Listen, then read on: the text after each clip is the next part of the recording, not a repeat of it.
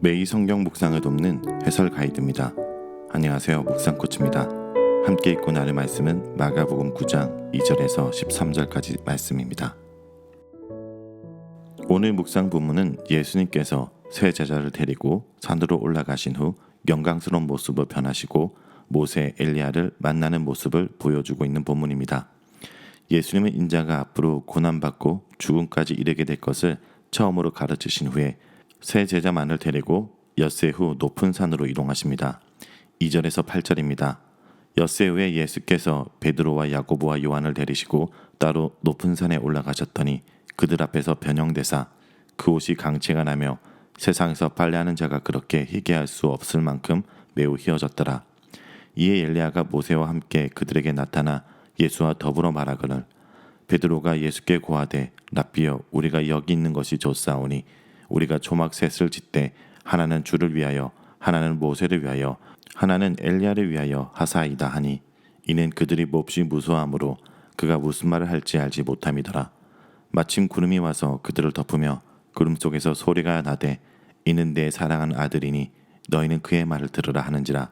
문득 둘러보니 아무도 보이지 아니하고 오직 예수와 자기들 뿐이었더라. 예수님은 높은 산에서 영광스러운 모습으로 변형되시고 엘리야와 모세와 더불어 말씀하시는 장면을 제자들에게 보여주십니다. 이렇게 예수님께서 6일을 기다렸다가 높은 산에 올라간 것은 출애굽기 24장 15절에서 16절까지의 하나님이 시내산에서 모세에게 영광을 드러내신 사건과 연결됩니다. 출애굽기 24장 15절에서 16절을 읽겠습니다. 모세가 산에 오르매 구름이 산을 가리며 여호와의 영광이 시내 산 위에 머무르고 구름이 엿새 동안 산을 가리더니 일곱째 날에 여호와께서 구름 가운데서 모세를 부르시니라. 이렇게 모세가 경험한 시내산의 하나님의 영광과 예수님이 영광스러운 모습으로 변하신 사건이 연결되어 있습니다. 그 이유는 모세가 시내산에 올라가서 하나님의 영광을 경험한 것을 무대 문헌 전통에서는 모세가 이스라엘의 지도자로서 모세의 대관식으로 해석했습니다.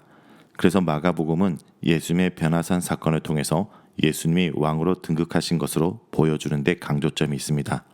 그리고 예수님의 옷이 세상에서 볼 수 없을 정도로 휘어진 것은 예수님의 부활을 암시하는 것으로 마가복음 9장 9절에서 명확히 부활을 언급하므로 그 암시를 분명히 하고 있습니다.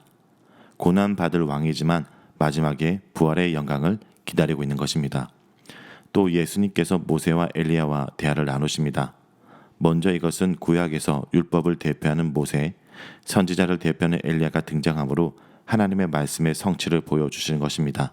그리고 특별히 엘리야와 모세는 종말론적인 인물들입니다.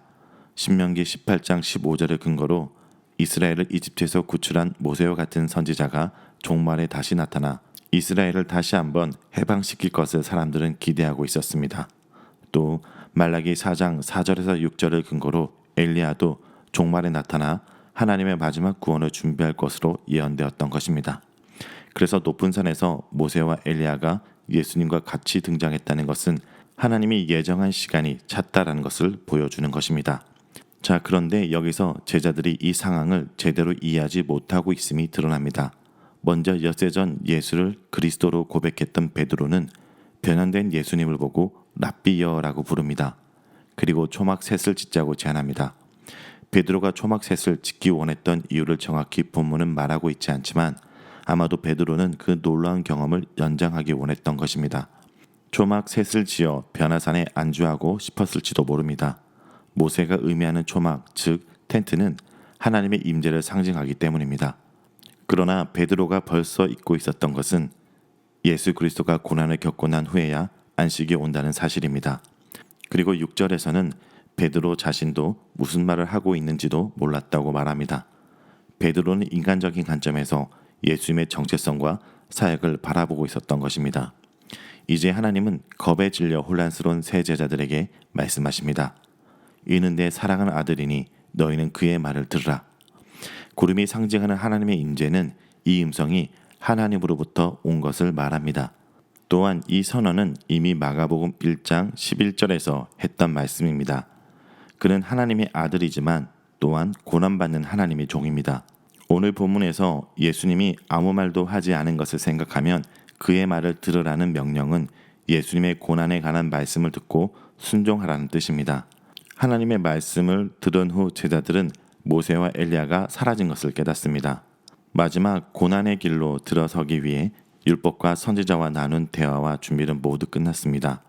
이제는 산에서 내려가 고난으로 들어간 일만 남아 있습니다.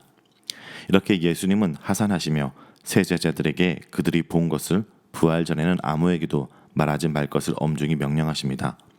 9절에서 13절입니다.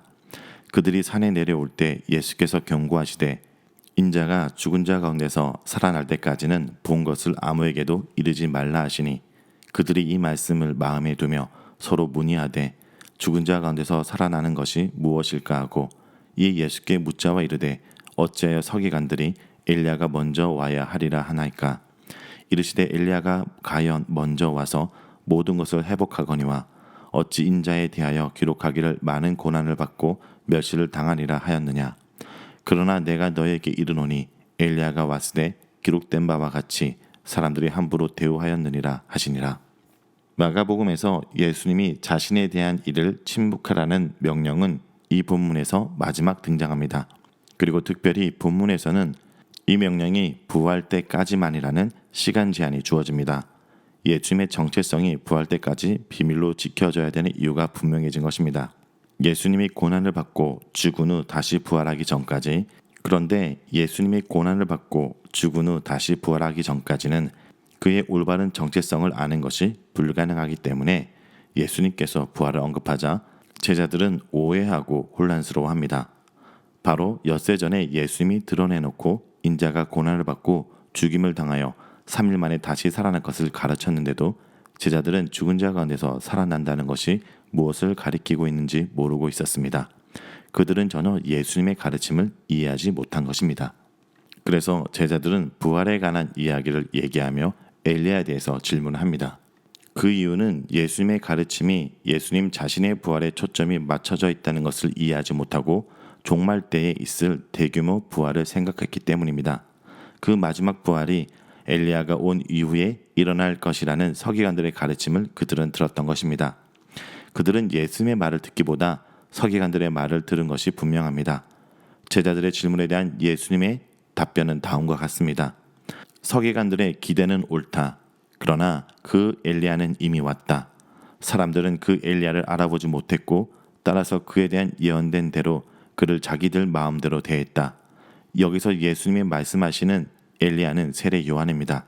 이제 엘리야였던 세례 요한에게 자기들 마음대로 행한 그들이 그리스도에 대해서도 동일하게 행할 것입니다. 그로 인해서 그리스도가 많은 고난을 당하고 멸시를 받을 것이라는 예언이 성취될 것을 시사하고 있습니다. 자, 여기까지가 마가복음 9장 2절에서 13절까지 내용입니다. 오늘 이 말씀을 통해 우리는 무엇을 묵상하고 적용해야 할까요? 첫째, 일상 속 순종함으로 제자의 삶을 살아야 합니다. 예수님의 영광스러운 모습에 놀란 베드로는 위대한 모세, 엘리야와 한 자리에 있는 것에 도취되어 그 자리에 초막 셋을 짓자고 말합니다. 베드로는 그저 놀란 체험을 지속하고 싶었던 것입니다. 하지만 그는 또다시 십자가 없는 영광을 구하고 있는 것입니다. 십자가의 길을 가려고 하시는 예수님을 꾸짖다가 사단의 하수인이라는 책망을 받았던 그 실수를 되풀이하고 있었습니다. 오병이어의 기적을 보고는 예수님을 왕으로 삼으려 했던 갈릴리 사람들의 욕망과 다를 바가 없었고 영광의 좌우편을 요구한 야고보와 요한이 품은 기대와도 다르지 않았습니다. 하지만 그는 사실 자신이 무엇을 구하고 있는지도 몰랐습니다. 이러한 베드로의 요청에 하나님께서 이제 하늘로부터 음성을 통해서 대답하십니다. 이는 내 사랑하는 아들이니 너희는 그의 말을 들으라 라고 말씀하십니다. 여기가 좋사오니 여기 머물자는 베드로의 말이 아니라 예루살렘에서 죽고 부활하셔야 하며 제자들도 그 뒤를 따라야 한다는 예수님의 말씀을 들어야 한다는 것입니다. 그러므로 예수님의 말씀에 순종하는 것이 참다운 제자의 모습입니다. 그러므로 둘째, 십자가 뒤에 누리는 영광이 있다는 것을 바라보며 순종의 길을 걸어야 합니다. 사랑하는 여러분, 예수님은 이 변화산을 내려와 갈보리 산으로 가셔야 했습니다. 그 길을 우리도 따라가야 합니다. 그래야 온 인류를 구원할 수 있었고 아버지의 영광에 참여할 수 있었습니다. 십자가 없는 영광을 외치는 거짓 메시지에 우리는 더 이상 속지 말아야 합니다. 십자가와 부활을 통해서만 예수님을 올바로 이해할 수 있습니다. 그리고 예수님과 함께 자기 십자가를 지는 삶 속에서 하나님의 영광을 온전히 누릴 수 있습니다. 사랑하는 성도 여러분, 우리의 일상이 참으로 힘듭니다. 두려움과 염려스러운 현실을 하루빨리 벗어나고 싶은 것이 현재 우리의 심정입니다. 하루하루 버티는 것이 참으로 고달프고 힘듭니다. 하지만 그 속에서도 주님을 바라보기 원합니다.